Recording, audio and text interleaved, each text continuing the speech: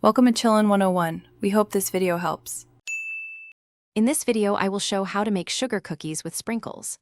First, let's gather our ingredients. You'll need 2 1/4 cups of all-purpose flour, 1 teaspoon of baking powder, and a pinch of salt.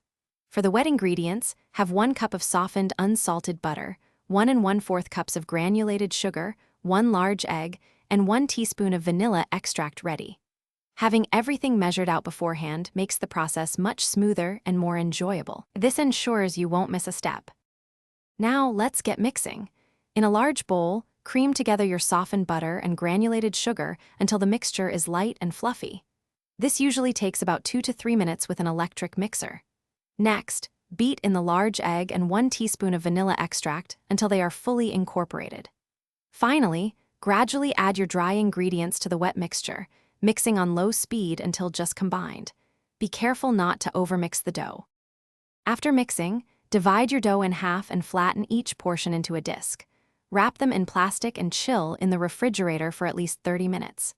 This step is crucial for preventing the cookies from spreading too much during baking. Once chilled, roll out one disc on a lightly floured surface to about 1/4 inch thick. Use your favorite cookie cutters to create fun shapes, then carefully transfer them to a baking sheet lined with parchment paper. Preheat your oven to 375 degrees Fahrenheit. Bake the cookies for 8 to 10 minutes, or until the edges are lightly golden. Keep a close eye on them to prevent overbaking.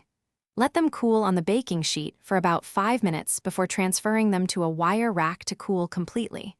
While they cool, remember to check the description for a link to the new Kindle Paperwhite and other fantastic deals. Once fully cooled, it's time for the best part: decorating with your favorite frosting and plenty of festive sprinkles. Enjoy your delicious homemade sugar cookies. Thanks for watching. Consider subscribing if we helped you.